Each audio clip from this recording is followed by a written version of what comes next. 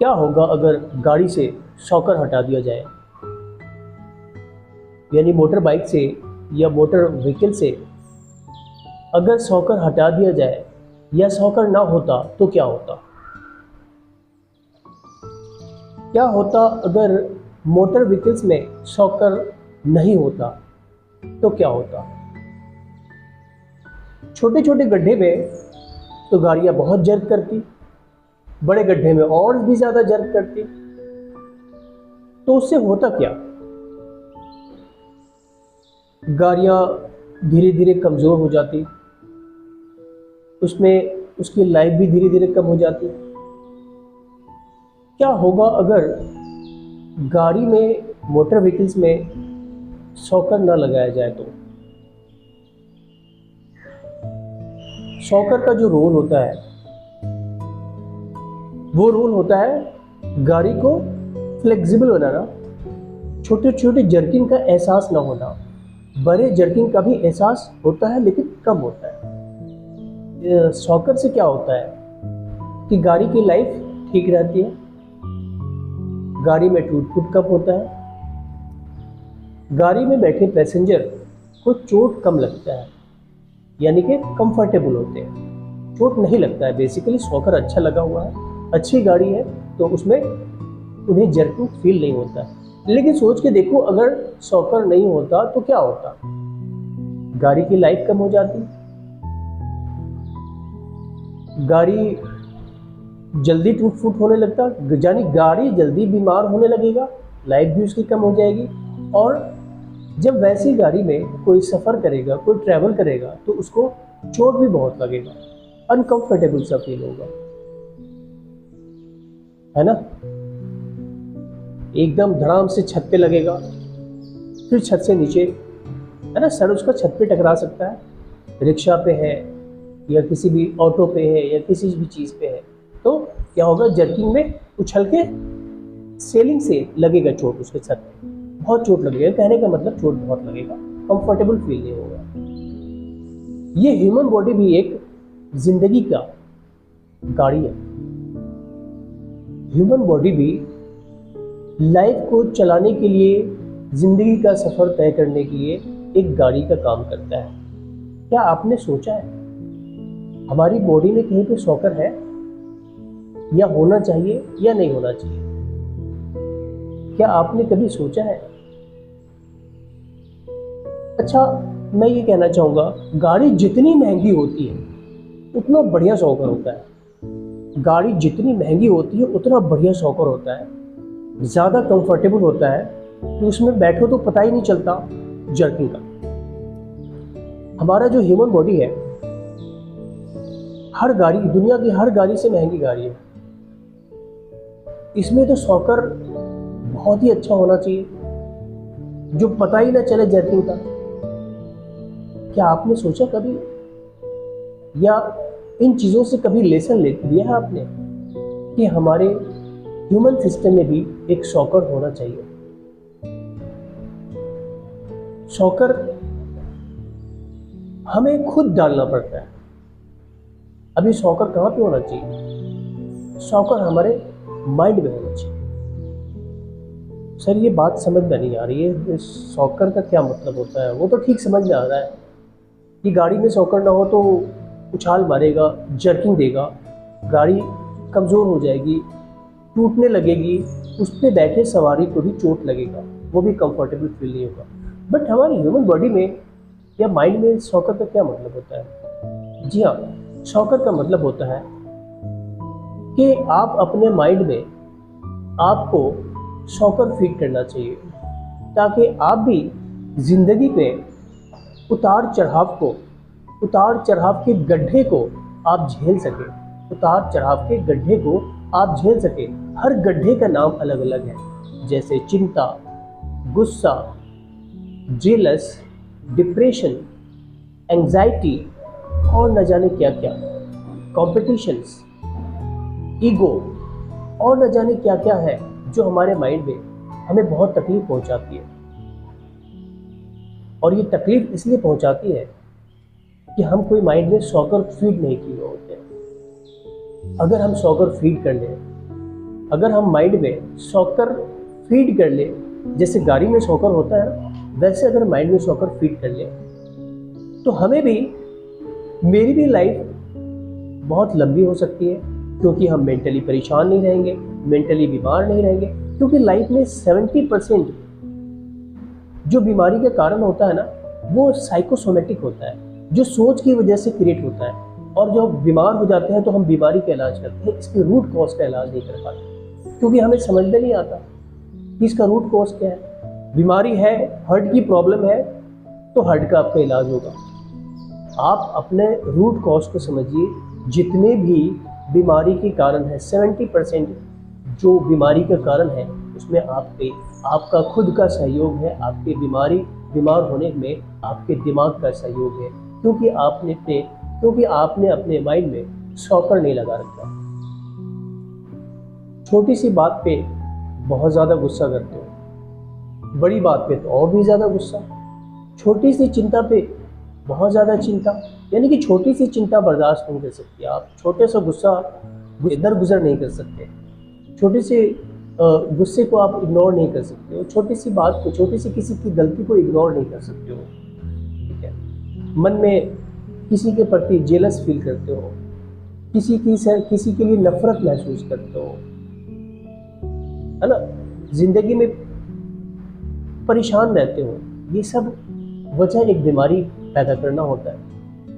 तो माइंड में अगर आपने सॉकर लगा लिया तो यकीन मानो आपकी लाइफ वैसे ही होगी जैसे एक अच्छी गाड़ी की लाइफ होती है, हाँ, और उस पर बैठे पैसेंजर की होती है। पैसेंजर का मतलब हमारा यहाँ पे ये है, सवारी गाड़ी पे जो बैठे सवारी होते हैं, पैसेंजर होते हैं। हमारी ह्यूमन लाइफ में इसका मतलब ये है कि आपके ऊपर जो डिपेंडेंट फैमिली है, अगर आप तकलीफ में रहोगे तो साथ में वो भी तकलीफ चलेंगे, वो भी परेशान रहेंगे, है ना। जिस तरीके से जब गाड़ी हिलती है, कमज़ोर होती है, टूटती है, वो तो गाड़ी को तकलीफ होती है, साथ में उसके ऊपर बैठे पैसेंजर को भी तकलीफ होती है जब वो उसमें सॉकर ना लगा हो या सॉकर खराब हो। तो उसी तरीके से ह्यूमन बॉडी भी बीमार हो जाता है जब अपने आपके माइंड पे कंट्रोल ना हो, या आप माइंड के साइकोलॉजी को नहीं समझते हैं, है ना। आपके अपने माइंड में कोई प्रोटेक्टर नहीं लगा रखा है, कोई फिल्टर नहीं लगा रखा है, कोई सॉकर नहीं लगा रखा है। कहने का मतलब ये है कि हमारे माइंड में बहुत सारे जो गड्ढे होते हैं, अलग अलग गड्ढों से माइंड गुजरता है, और सॉकर ना होने की वजह से, फिल्टर ना होने की वजह से हम अपने माइंड को जर्क देते हैं। माइंड में जर्क होने की वजह से आपके बॉडी में जर्क होता है, यानी कि बॉडी में प्रॉब्लम होता है, जिसकी वजह से आप कहीं ना कहीं बीमार होते हो। हार्ट की प्रॉब्लम, डायबिटीज़ की प्रॉब्लम, आर्थराइटिस की प्रॉब्लम, कैल्शियम की कमी, इंसोम्निया और न जाने कितने डिजीज़ हैं जो साइकोसोमेटिक डिजीज़ हैं, सो आपके सोच की वजह से है। अगर आप अपने माइंड को कंट्रोल कर लो, एक सॉकर लगा लो, एक फिल्टर लगा लो, ठीक है, तो ये आपकी समस्या एकदम ठीक हो सकती है। अब इस गड्ढे का नाम क्या है? इस गड्ढे का नाम क्या हो सकता है? अलग अलग गड्ढे हैं, चिंता, डर, नफरत, सेल्फिशनेस, जेलस, किसी के प्रति आपके दिल में बदला लेने की भावना, या किसी के लिए आपके दिल में नफरत भरी पड़ी है, टेंशन है, डिप्रेशन है, जेलस फील करते हो आप, और दूसरों से कंपटीशन है आपका हर मामले में। ये सब एक गड्ढा है जो आपके माइंड को जर्किंग देता है, जिसकी वजह से आप रेस्टलेस फील करते हो, और ये कहीं ना कहीं कोई एक बीमारी आपके शरीर में पैदा कर रहा होता है, जो जब बीमारी पैदा हो जाता है तो पता चलता है टेस्ट में कि आपको ये बीमारी है। तो यकीन मानो दोस्त, आप अपने माइंड में सॉकर डालिए, फिल्टर डालिए। अगर खुद से नहीं होता तो आप माइंड की रीप्रोग्रामिंग करवाइए, हीलिंग करवाइए। मैं ये नहीं कहता कि आप मुझसे हीलिंग करवाइए, मैं भी हीलिंग करता हूँ, लेकिन आप हीलिंग जरूर करवाएं। अगर आपका माइंड खुद के ऊपर कंट्रोल नहीं है, आप खुद से माइंड की प्रोग्रामिंग नहीं कर सकते, माइंड को माइंड को इन सब नेगेटिविटी से नहीं बचा सकते तो आपको हीलिंग जरूर करवाना चाहिए। माइंड की रीप्रोग्रामिंग जरूर करवानी चाहिए। कहीं से भी करवाओ, लेकिन करवाओ जरूर। जानते हो एक बात, अगर कोई इंसान बहुत ज़्यादा गंभीर रूप से बीमार होता है, बहुत बड़ी बीमारी होती है जैसे लाइलाज जैसी बीमारी, या फिर बहुत ऐसी बीमारी बड़ी जिसमें पैसे बहुत ज़्यादा खर्च होते हैं, यकीन मानो अगर वो अपने माइंड की हीलिंग करवाए, माइंड की रीप्रोग्रामिंग करवाए, तो उसकी जो बीमारी है उसकी रिकवरी इतनी फास्ट होने लगेगी कि आप सोच भी नहीं सकते हो। अगर उस बीमारी के कारण उसका मौत किस्मत में ना लिखा हो तो 100% वो रिकवर हो जाएगा, अगर इलाज के साथ साथ उसकी हीलिंग कराई जाए, माइंड की हीलिंग कराई जाए, माइंड की रीप्रोग्रामिंग कराई जाए। जब इंसान बीमार होता है तो सोच भी उसका बीमार हो जाता है। सोच जब बीमार होता है तो कहां से माइंड उसको सप्रेस करता है। माइंड इसको, अगर बॉडी ठीक होना भी चाहता है या करना चाहता है तो माइंड इसको होने नहीं देता। दवा तो खाता है लेकिन बहुत लेट फायदा करता है या नहीं फायदा करता है, क्योंकि माइंड उसका ठीक होना ही नहीं चाहता। माइंड बीमार हो चुका है। इसलिए दोस्त, बहुत ज़रूरी है कि गंभीर बीमारी में माइंड की हीलिंग करवाना बहुत ज़रूरी है। और अगर आप ऐसे किसी नेगेटिव विचार में भी फंसे हुए हैं, आप चाहते हैं निकलना, चाह करके भी नहीं निकल पा रहे हैं, बट आपको अगर किसी की मदद चाहिए तो आप एक हीलर की मदद लें। हीलर जो आपके माइंड को हील करेगा और आपको उस निगेटिविटी से बाहर निकालेगा, आपके माइंड की रीप्रोग्रामिंग करके। अगर आप लोगों को कभी भी हीलिंग को लेकर समस्या है, कभी भी चाहिए, तो आप मुझे संपर्क कर सकते हैं। तो आप हीलर की सहायता ले सकते हैं और ज़रूर लेना चाहिए, क्योंकि ज़िंदगी एक बहुत महंगी गाड़ी है। जो ह्यूमन माइंड है, ह्यूमन बॉडी है, एक बहुत महंगी गाड़ी है, दुनिया का अनमोल गाड़ी है जो आपकी ज़िंदगी को चलाती है और आपके साथ साथ परिवार के सारे सदस्य का रिश्ता है।